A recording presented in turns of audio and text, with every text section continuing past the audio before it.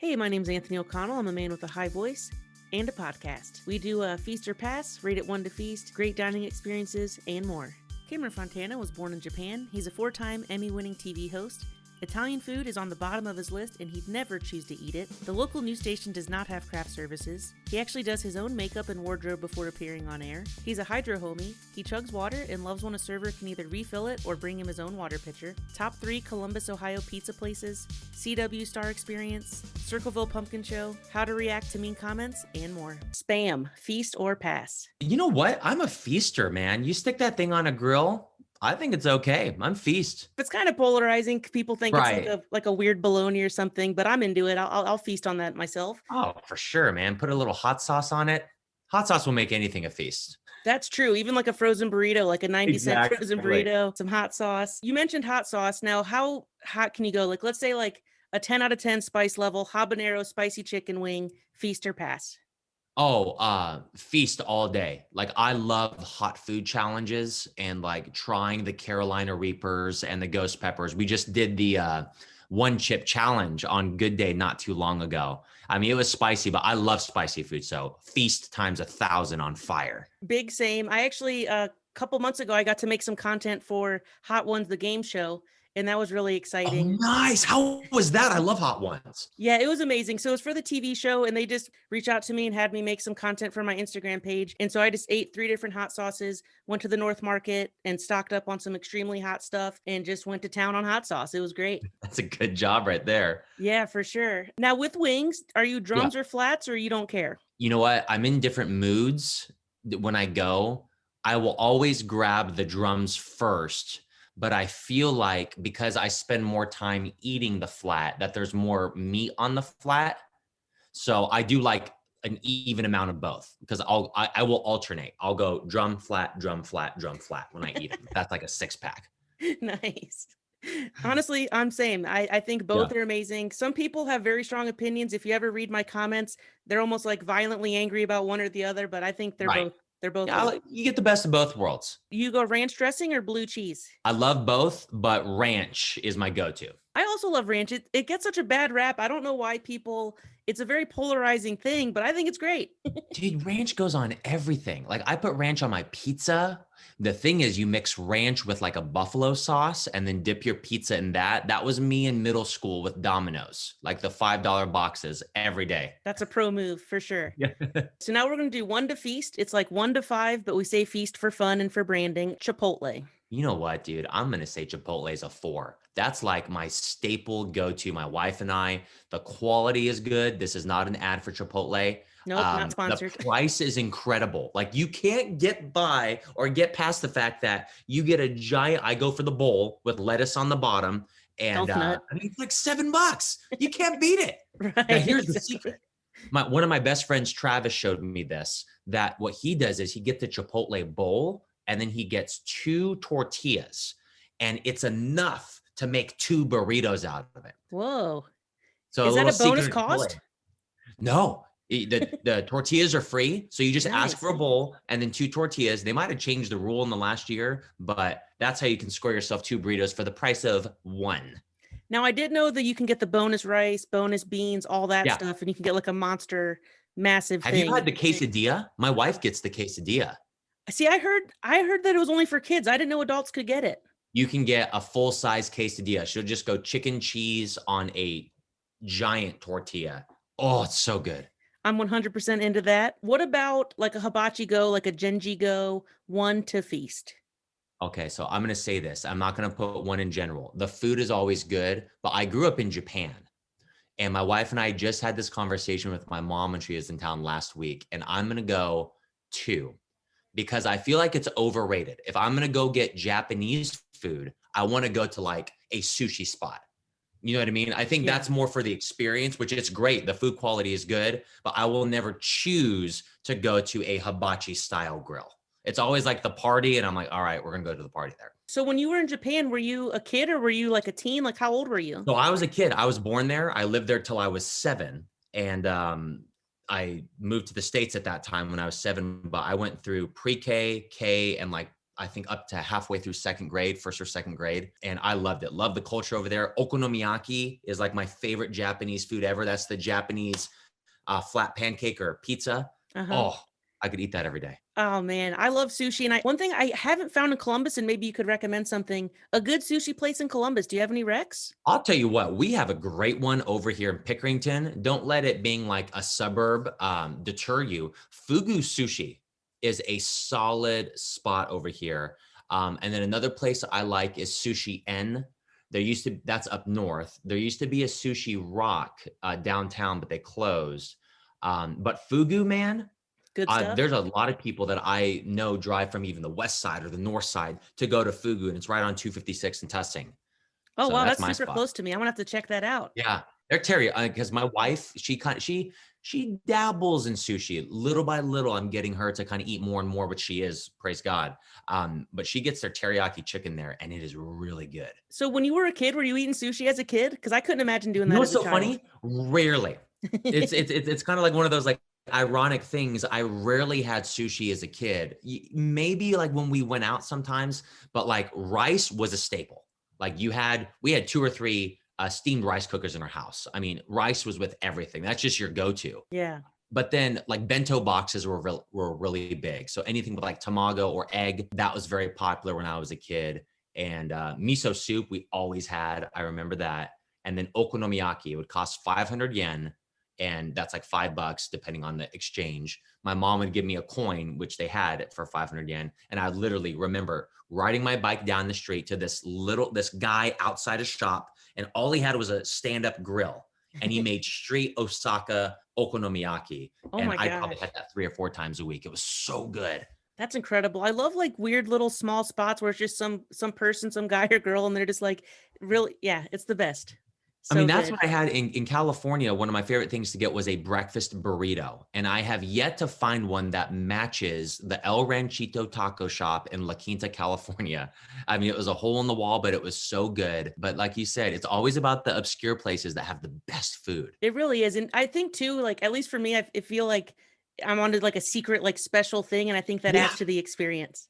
Right. You're like, ooh, I know about this underground hideaway, even though a lot of people know about it, but it's cool. Hey, just wanted to say thank you so much for listening so far. If you're liking it, please subscribe, tell a friend. If you're loving it, please give us a 5-star review. Do you have any unpopular food opinions? Unpopular food. Okay, this is an unpopular opinion. I'm not a big fan. Oh, I don't want to get in trouble because I'll eat it. I will never choose, like kind of hibachi is one of them. I think that's an unpopular opinion. I'm not a fan of hibachi girls. The second one is Italian food. I know this is going to get you, Anthony. Whoa. I'll never choose. To me, Italian food, it's delicious, but out of all the food possibilities out there, I just like a little bit more like spice and more flavor. And I'm always big on, okay, it's just pasta. Now, there are places that make it very well, but that's probably an unpopular opinion that I've had delicious Italian food around Columbus, but I'll never choose to. Italian is on the bottom of my list to eat. Wow. Yeah, My mind is blown right now. I know. Like, I mean, I can write Mexican, Indian, Middle Eastern, Japanese food. I will take all of those before Italian's at the bottom, even below American. Oh my goodness. This is wild stuff. I can't wait for my followers to hear this. Oh, no, they're going to, and it's funny because everyone thinks I'm Italian because my last name's Fontana, which is like, wait a minute, which I'm not. But don't attack me. I'm just being real. You want me to be honest. But there is really good Italian food in Columbus. I mean, you have like mezzo. I've had that and it's delicious. The quality is great, but the unpopular opinion is that is my last choice to eat. Okay. Like spaghetti. Like I'm not going to go pay $17 for spaghetti. I can make that. What about like a lobster fra diavolo? You got a pound of lobster, you got some tomato sauce, some shrimp, some scallops. Come on. Now, when you start throwing seafood in Italian, that's when you start, pique my interest. Like that is when I love it. Lobster, you're getting some fish in there. So yeah. My unpopular food opinion is I like cereal at all stages, meaning when it's first poured, super crunchy, and then when it's mushy, sometimes I'll let it sit and rest. I like it all the way. I'm right there. I 100%. I have no preference and I'm no respecter of the crunch of cereal in milk. I'm right there with you. Like if it's soggy, man, soggy shredded wheat. is So one of the good. greatest tasting things ever. And even Absolutely. crunchy is too. I'll eat it right out of the box. That's a big win. I love it. So being that you're in media, you're on the news, what is your craft service like? Is it pretty good? You're talking about like craft service, like food at the station. Yeah. So we just installed, I think, has it been 2 years yet? Maybe a year or two, like a little kind of market cafe at our station. Before we just had the vending machines, and now we have like refrigerators where they stock it with like little meals and food options. It is 1,000 times better than it was before. Because before it was just a vending machine, granola bars, Oh, chips and stuff. that So breaks my just heart. contrary to popular belief, I don't have my own personal chef following me every day. But if someone wants to, I'd be totally down. I'm so disillusioned. Maybe I was naive, but I thought you guys had craft services, not like a Hollywood set or anything, but I thought you'd at least have some free Cliff bars, some espresso, something. That's so We have to pay disheartening. for it. There's a camera there to make sure. There's a little kiosk. We pay with our phones that we do it. And if you don't pay for it, they will come after you and do it. So we're not there yet, but I'm very thankful because they always stock it with lots of drinks. String cheese, that's one of my popular ones. For some reason, I love string cheese right after I get off air. Do you just bite it like a maniac or do you peel it? You know what? I switch off. So some days I'm just like in the mood. Actually, I half and half. What I might do is I might bite it right here. Uh-huh. And then, have you ever done that with string cheese? I haven't, but I I don't guess want to I use should. 2 hands. It's too much work. So I'll do it to where I'll get right on the corner and then Put it I'll right in your get mouth it, and kind and of then, just peel down. yeah, and just peel like that. That's what I do. So I don't like, but I don't. You don't daintily peel it with 2 hands. No, I use the corner of my mouth and then I kind of go up. That's probably even more psychotic, but Hey, at least you could be in the phone zone with one hand and the other hand you're eating a string cheese. I think that's yeah, a win. we're having to use our ID badges to get through doors. So if I can always have one hand ready and available to do whatever, that's what I try to do. I'm into it. How much freedom do you have with wardrobe? Can you wear whatever you want, or does someone pick out your outfit? I feel so bad. Everyone is going to be so disappointed. No, we don't. They don't pick out our wardrobe. We don't have anyone doing our makeup. When I'm in studio, and everyone does their own makeup. But whenever I'm in studio, I have makeup on. When I'm out and about, like Wednesday, Thursday, Friday, I don't wear any makeup just because I'm active with people. I'm at people's businesses if it's not COVID. And I don't want to roll up as the guy in a suit and tie and makeup. I mean, man, I want to make you feel comfortable. We're having fun together.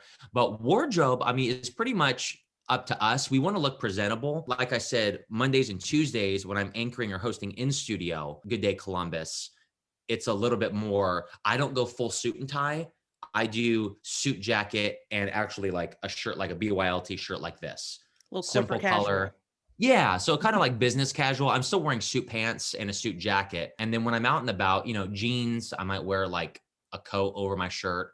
So there's no dress code, but like our early morning anchors, Kurt and Jessica, our evening anchors, the ones that are delivering the hard news, they are, fly, tie, shirt, pocket square. That is one thing. I think they're required to wear a pocket square. That is a secret. Okay. Like Thank they you for that have to scoop. wear a pocket. Yeah, they did the research. They did the demo groups and all the Karens that were watching and Nancy's and Linda's and Bob's and Tom's. They said, you know what? I trust someone more if they have a pocket square. So that's one thing I can tell you.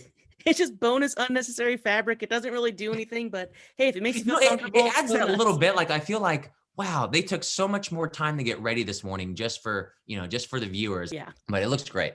I'm assuming you've had some interviews with some Columbus chefs. And if so, did you learn anything great? Like any pro cooking tips? I think the biggest tip was like that everyone is so really skilled at what they do. Like it makes you respect someone so much more when they're able to make something out of nothing. And that goes across all crafts, all workers. And that's probably the biggest thing I've ever learned is, wow, what an art it is to be a really good chef, even a good chef. Because if you gave me 15 ingredients in my kitchen over here and said, all right, make something special for 100 people, go. I'd be like, milk and cereal at various crunches, So I think, other than tips that I use at home, because I don't cook like a whole lot, I've grown a respect. And not that I didn't respect them before, but man, it's just food. That is a mountain to conquer if you are able to conquer it. And kudos to all the chefs and everyone that can. I just like to eat it.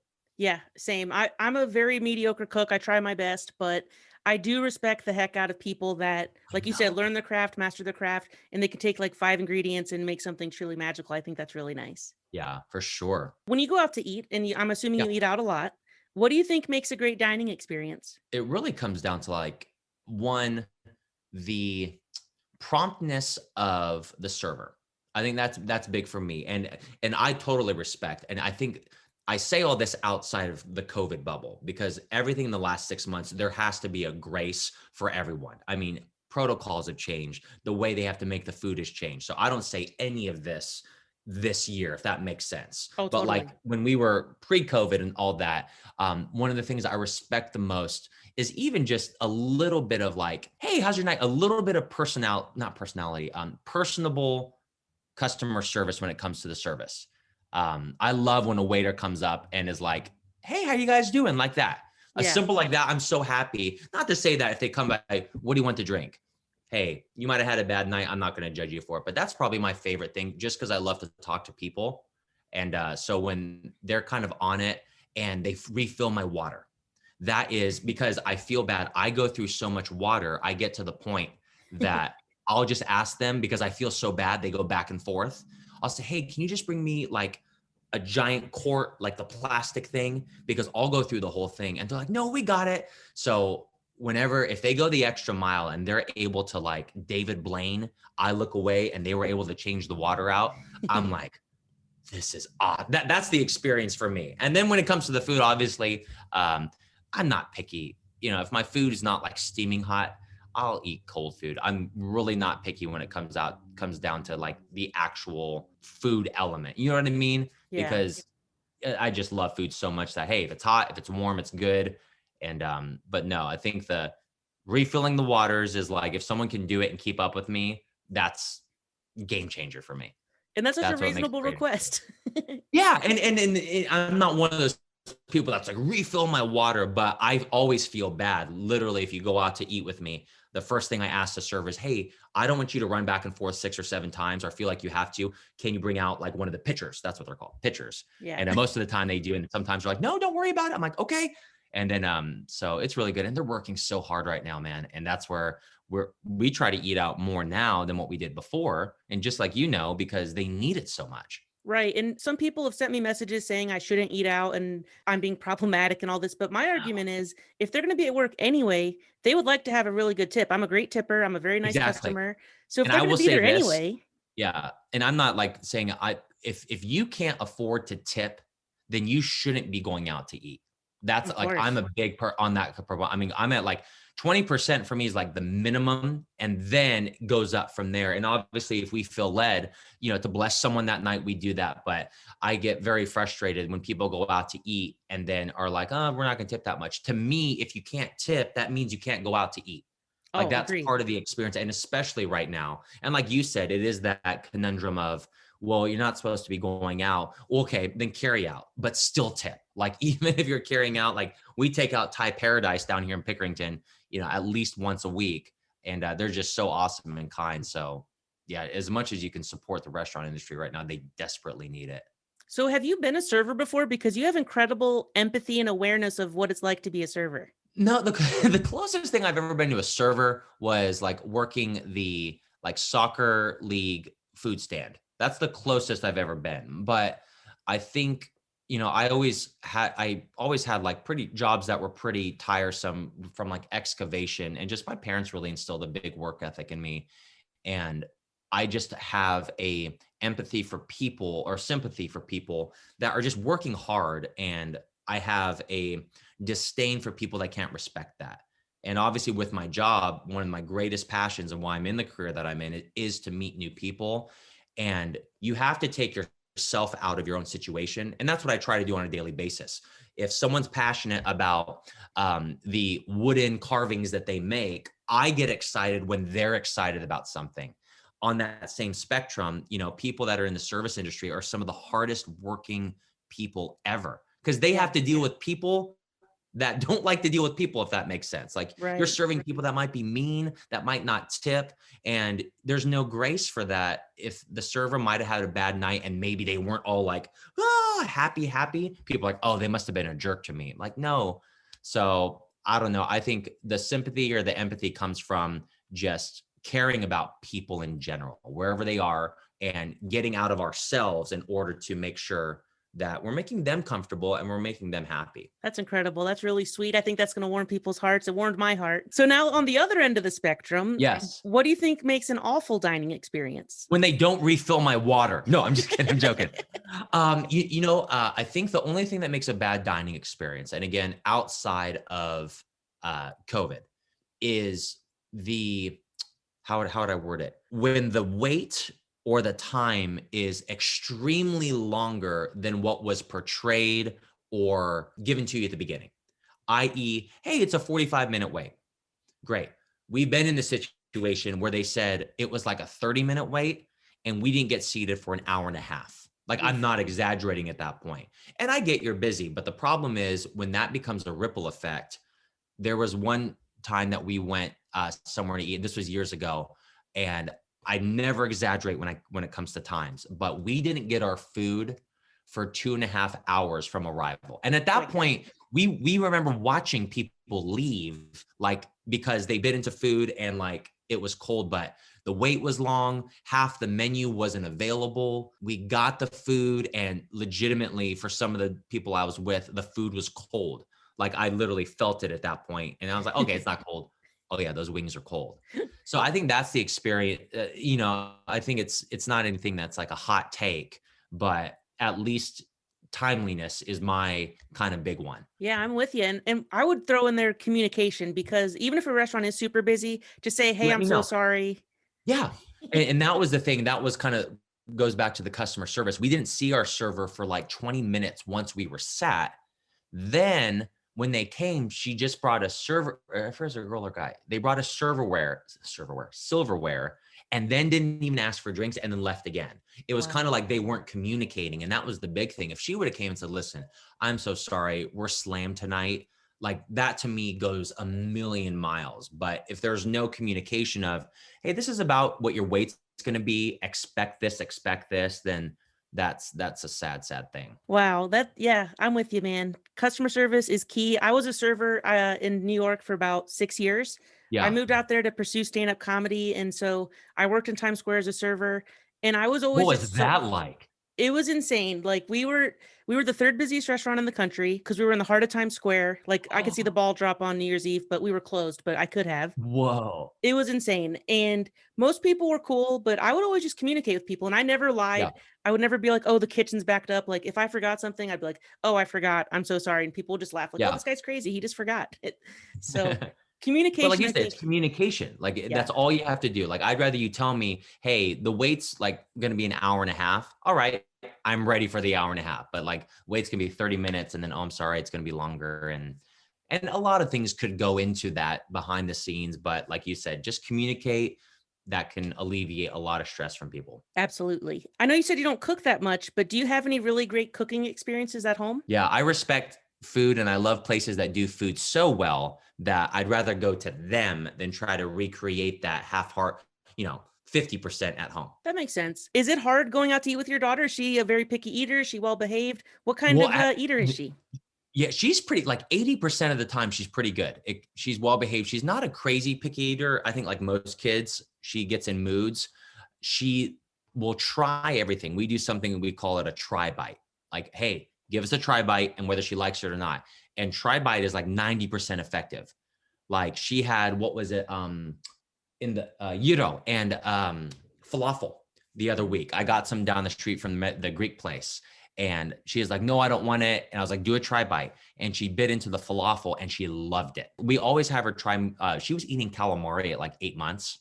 Wow. Because we went out somewhere that had calamari, and she tried it and she ate like 6 or 7 pieces. So she's a pretty adventurous eater. So we try to get her to try a lot. But I mean, her standards, she loves Chipotle, and she loves like chicken fingers. Like, chicken fingers are a big thing. Who doesn't love chicken fingers? I know. I mean, it's like my wife loves. I love chicken fingers. They're so good. You ever do the Raising Cane's where you open the bread up and you put the chicken finger in the bread and make a little sandwich? No. Didn't you do that on one of your posts? I did. I remember seeing that. That's awesome. I've never done it, but man, I could swim in that gravy. I really could too. So good. You can order a 32-ounce thing of it. I saw that. I mean, I'd probably drink it in 2 days. That's the Yeah, problem. Like I it's would get it. inappropriate. Yeah, no one should have that much gravy on hand because you will be irresponsible and you will do bad things.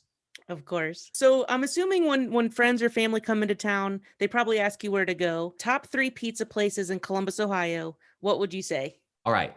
This isn't in any particular order, but these are like, if you're coming to Columbus, I'm going to say these 3.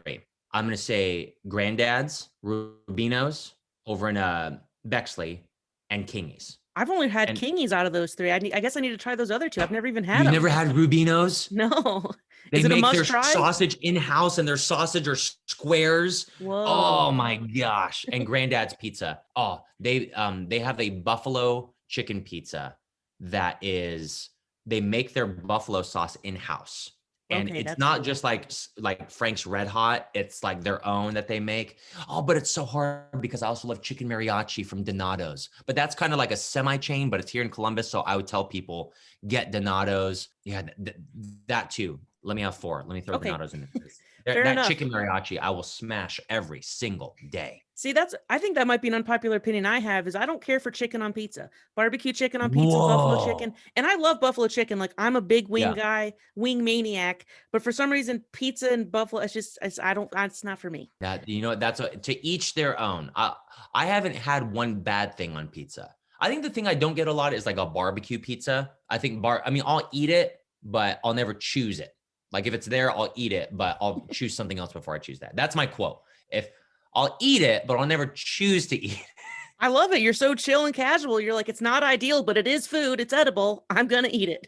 It's like when you show up to like a business meeting and the coffee is just like Folgers or something. I'll drink it, but I'll never choose for instant Right. coffee. I think context is very important in how you enjoy things. So Yeah. like when I lived in New York City, there was a dollar slice place and it was very mediocre pizza. But every time I'd go there after a couple of beers with some friends, and so I had very fond memories of it. And it was like one of my favorite slices in the whole city. So Yeah. context matters, I think. I think absolutely. Yeah, absolutely. If you're with friends, and that's to me, I'm not like a crazy picky eater. And that's where the environment can overshadow in a good way. Maybe a pizza or burger that's not the best in the world, but because the environment is so awesome, that can lift everything up. And you don't care if it's not a 10-star burger, but hey, it's cool. People are great. You're making great memories. At the end of the day, the memories are what matter, not the taste. Of course. And so, speaking of memories, little Yeah. segue here. I wanted to ask you about your CW Star experience and what was that like when you were starting that process? Were you racked full of nerves? Were you feeling confident and good, or a little bit of everything? Like, how did Oh, you feel? yeah. I mean, that's what's this, 2020? That was 7 or 8 years ago, 8 years ago, 7 or 8 years ago when the contest was. Everything, all of the above, what you just said.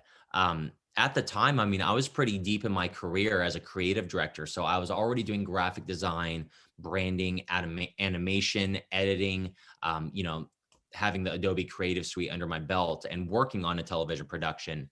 And this was one of those things where I wanted to break in, and this opportunity came up, the CW Star Contest, and a couple of things lined up, even people like at the same time within the span of 3 days being like, hey, you need to audition for this. Hey, God's telling me to send this link to you because this is something you need to audition to. And with my faith, a lot of times that we operate in faith and believe that those are things that God guides our path. And it was everything. I was so nervous. And then when I got into like the top 20 the top 10, that's where I was like, oh my gosh, this could be real. Cause I don't think you're never in it thinking, I don't think anyone in any competition series, cause we love like Holiday Baking Championship and all that. And we just featured Aaron Klaus, who was on the Halloween one. I don't think anyone is ever in the competition, even if we're watching going, oh, they're the best or they're really good. You're never in that mindset that you're going to win it, because I think you're on the flip end and you are overcritical of every little thing that you think you did wrong that Yeah. probably no one else even noticed or saw, but you're Yeah. so intensely focused on everything you did. But no, the competition, I mean, it was stressful. I obviously, Elisa Henry, who's one of my best friends, our kids play together. She won that year too. And it was cool to have someone like, we were texting back and forth, like throughout the contest, like, oh my gosh, what do you think about this? And we were giving each other tips and pointers. But no, making that package, what I did feel was I felt like I was ready for that moment. And that's kind of, I tell people, get your reps in, get those 10,000 hours in. I had already been editing. I'd already been used to, being in front of people, so that when the opportunity came and they're like, all right, we need you guys to make a video blog about anything.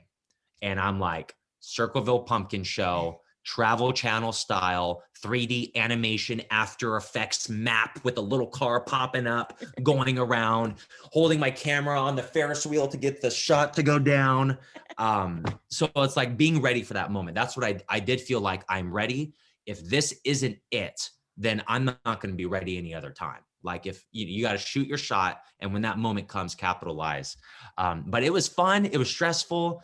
I mean, obviously a life changer. It changed my life. That's so amazing. And I think your editing was probably your X factor, because like there's a lot of charismatic people. You're very charismatic, you're charming, you're fun, but not everyone knows how to edit. And I think that was a good X factor for you. Yeah, it definitely helped. And then watching a lot of television, because I'm like, oh, when I watch Travel Channel, watch a lot of the shows that do that. So then I'm able to like, okay, I love this, what they did. I want to incorporate that too. So don't count out watching hours and hours of television and movies, because it will pay off. That's so true. I love the Circleville Pumpkin Show. I really missed it this year. I love know. pumpkin everything, pumpkin chili, pumpkin donuts. You want to see something? Yes. Real quick.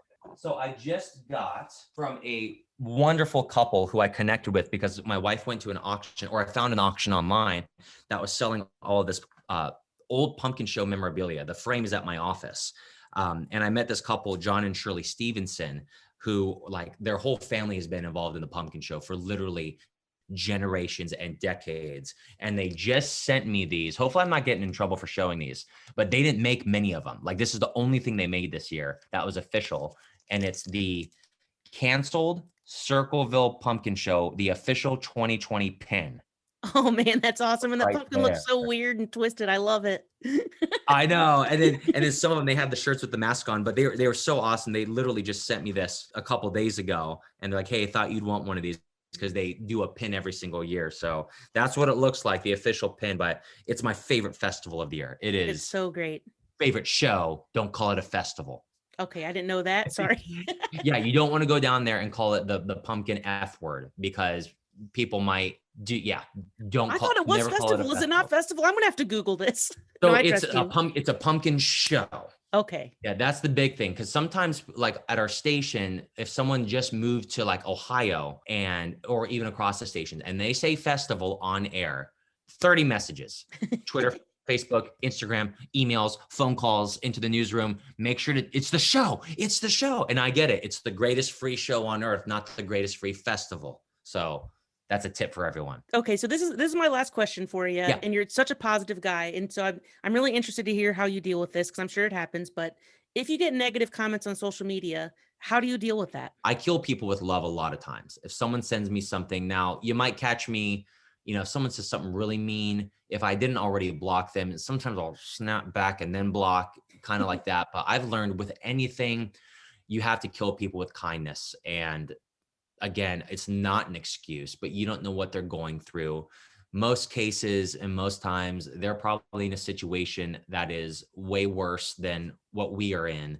And they have their own issues and demons to deal with, that it's not worth your time. And most of the time, I found 90% of the time, if I send them a message back in kindness, they message back and this is kind of the way trolls work. I'm so sorry. I didn't mean it like that. You know what I mean? They kind of retract a little bit, and they realize, oh shoot, there's another person on the other side of the keyboard.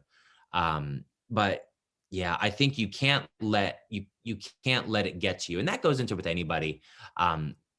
If you get down the road, if you're in media, or if you're in a position where people are commenting and able to say something to you, just be careful, because if you start going down the road and wanting to read the comments of people praising you and taking them and letting those get to your head, that same effect inversely happens when people are negative towards you. Yeah. So you have to be humble. You have to operate in humility in everything you do. Never take for granted the position that you're in, or what you've been given responsibility over, whether it's being a public figure, whether it's having an Instagram account that has a lot of influence. like in your case, in anybody's case out there. Same. I always just block too. I used to try to clap back, but then it's like you're kind of feeding into them, and then they know that Exactly. they got under your skin. And also, let's be realistic. Like you touched on this too, but like you're probably sad if you're bothering some stranger on the internet. You're probably not having the best life or the best time. No happy person who's content with themselves is gonna bully a random food account or Right. like whatever. Hey, it's not um, random, dude. You have a lot of followers and your content is legit. So Thank that is you. awesome. Thank you so much. So before we get out of here, is there Yeah. anything else that you want to touch on that I didn't touch on? I want to know how many takes it takes, how many times and how many takes does it take when you're getting like your glam, gooey, like boomerangs and everything? Are there times that you just can't get the shot and you had to order more food? Yes, of course. So I'm a perfectionist. The camera always eats first. All my friends know the camera eats first. And sometimes like we'll all order the same thing so that way I can get 4 takes. My friends are so kind and giving to me. But we'll order 4 things and we'll do multiple takes. And I bring a light into the restaurant. I'm shameless. Sometimes I'll go out onto the sidewalk to get natural light, anything to get that content. Dude, I'll tell you, yeah, because I mean, your shots are like perfect. And I know from experience, I'm like, man, there's got to be a couple times that you try it, just the cheese wasn't gooing enough or the sauce didn't drip. So you're like, Yep. oh, the timing of the boomerang was off. Yeah. And then what's like your favorite food? Because obviously you feature everything. Like, what's like your dish? If there's one dish that you could have right now anywhere in the world, what would it be? It's so lame, but I'd have to go pizza. I love Yeah. pizza. I think it's amazing. It's versatile, thick crust, thin crust, anything. Like I love any kind of pizza, but my ultimate favorite is a really good cheese slice or a pepperoni slice. Whoa. So just traditional. Yeah, super tradish. Nice. What about you? What's your What are favorite you, food? Oh, sorry, go ahead. favorite food? I mean, I love tacos. Like I could eat tacos every single day, but like favorite dish, if we're not looking at the nutritional carb count, okonomiyaki. Okonomiyaki is just, I remember growing up eating it so much. And then it was like 5 or 6 years ago, I'm like, let me just see. I made some. Let me just see, like, how many. And that thing is like 9 meals worth compacted into that, but it is so good. So an authentic, like Osaka style okonomiyaki or takoyaki. That's the balls with the octopus on the inside. Okay, yeah, those are And cool. Tensuke Express or Tensuke Market over up in off of Bethel has them. And oh, I could eat those all day with the takoyaki sauce on top.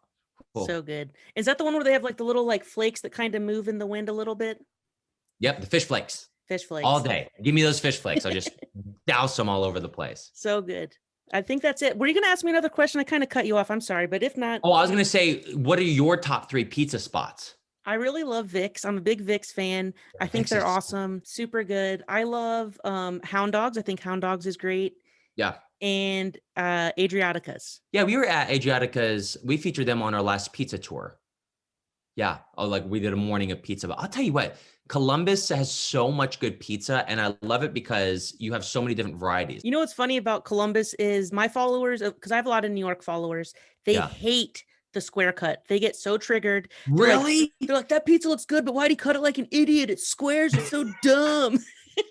And I'm like, You know dude, what? it tastes the same.